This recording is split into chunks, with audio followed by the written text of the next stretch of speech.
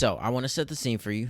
We finally have somebody who's come along and they've injected some excitement into a specific league, that being the WNBA. Now, before I go any further, respect to any of these professional athletes. They're pro athletes for a reason. But sports is entertainment, obviously. So when people watch it, they want to be entertained, right? And now after 30 years, there's finally somebody who's bringing that factor that I feel like a lot of people think has been missing from that league, that being Caitlin-Clark. Picked up now by Dee Richards as she's into the ball game. Richards on the floor. Clark, the step back three just below the logo.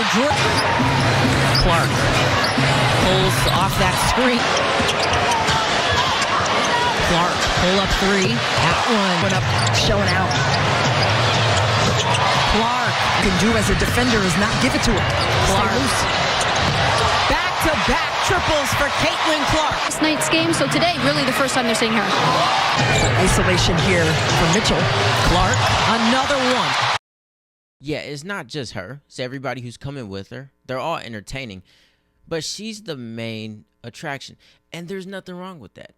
I mean, at least I don't think there's anything wrong with that. But you know how we roll. There's got to be a problem with something. And I just want to lay something out, right? There's a contingent of the population who has been begging people, please watch women's college basketball and the WNBA, please. And for the longest time, if you didn't do that, then you were a bigot or a sexist. I mean, or any other word that we use now that no longer has any meaning, but we still use it anyway. That's what you are. Now that people are watching it, there's still a problem because the person who's bringing all these eyes to the league is white. When it comes to the reporting of the WNBA and women's basketball as a whole in the past 3 months, 2% of it has been about basketball. 98% of it has been about people upset because the person bringing all the attention or the majority of the attention to this sport is white. And I wish I could say that I was making this up, but every single coverage that you see about it, I mean, that's all they're talking about. And it's bizarre because as fast as women's basketball has blown up in the past like year or two, I mean, these people are like working overtime to try to kill it even faster. And they might not even realize that that's what they're doing, but that's exactly what's happening. And trust me, I wish I was joking, but I just need you to watch this, right? I just need you to watch it. This is Sunny Hostin from The View, which I feel like I've already lost all credibility with anything that I'm about to say because I'm bringing this woman up. But I mean, I don't even do it justice in terms of any explanation I can give based on what she's about to say. You just have to watch it, right? I had to watch it, so I feel like anyone else on this planet who hasn't seen it, they have to sit here and suffer with me because what this woman and what a whole bunch of other people are saying about Caitlin-Clark on the basis of her race is absolutely ridiculous, but I don't really think we expected anything else, so enjoy. I've been a basketball fan since I can remember. I played basketball with my dad in Harlem when I was 5 years old. So I remember loving the game, and the game not necessarily loving women back, right? At all. And the WNBA started in 1996. First games played in 1997.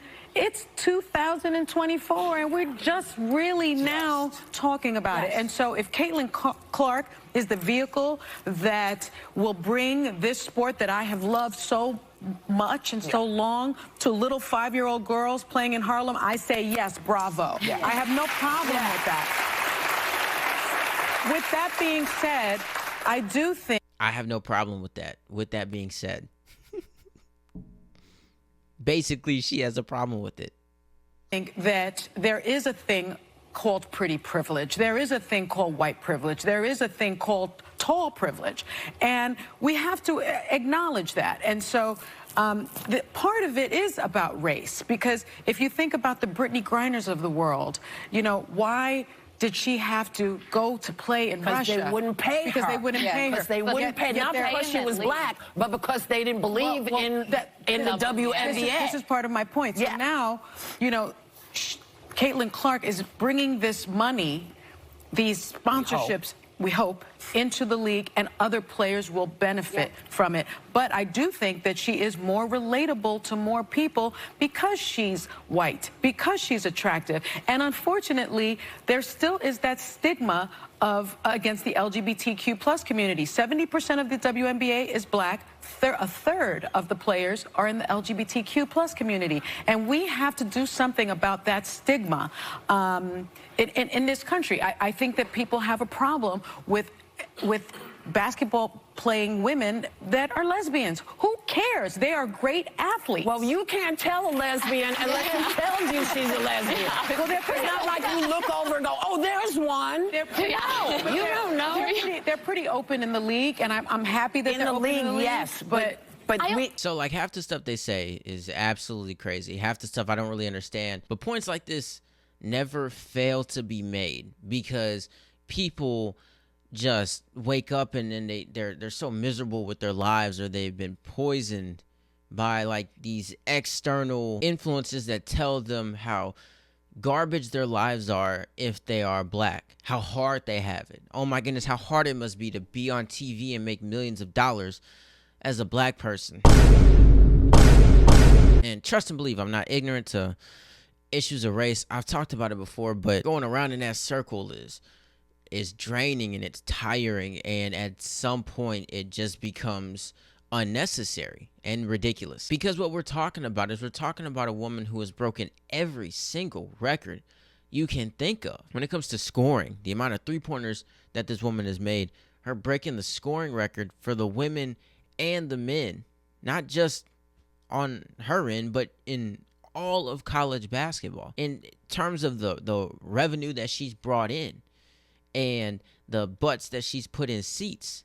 I saw a thing about the team that she plays for now in the WNBA, the Indiana Fever. Last year, the team had a total attendance of 81,000 people by game 20. This year, with Caitlin is on the team, by game 5, they're already at 82,000. So I sit there and I think, I'm like, man, I feel like I've said this before and that a million other people have before as well, is it's not rocket science. I know we have a bunch of money that we burn through. We send it to countries to fight wars that we're not a part of.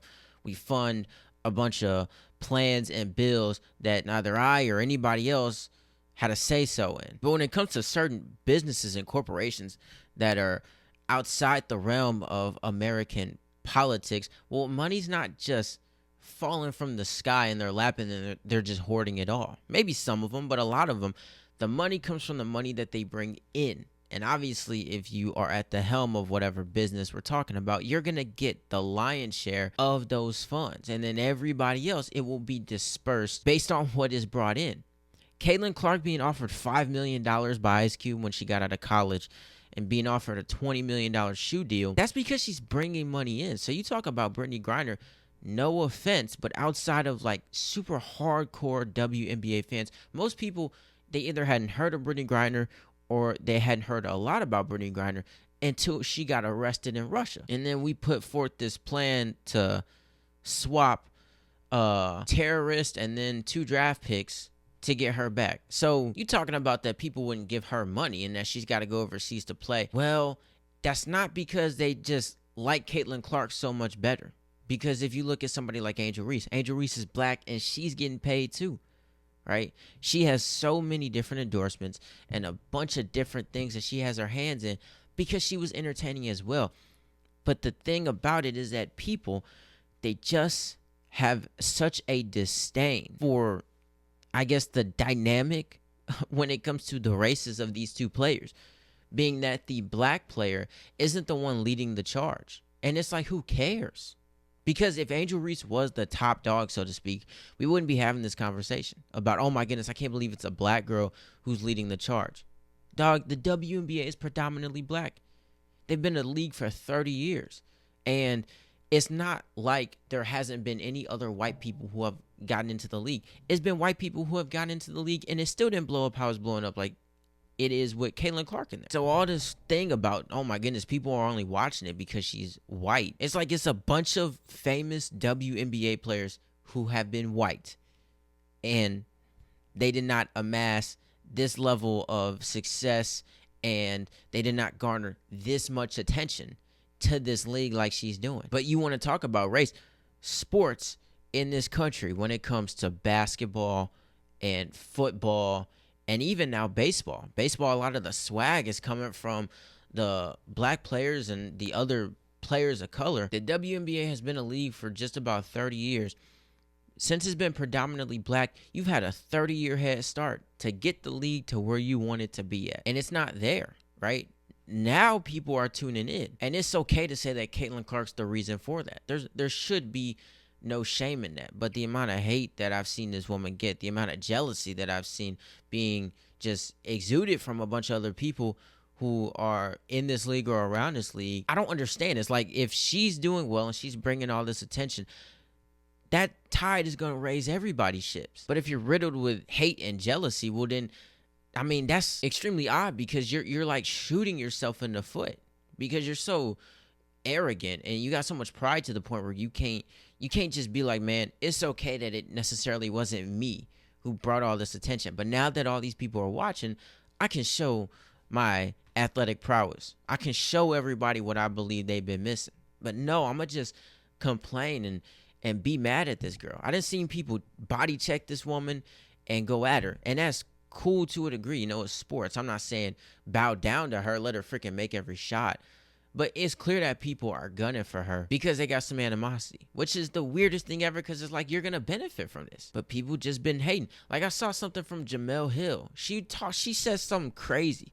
Like, we would all be very naive if we didn't say race and her sexuality played a role in her popularity.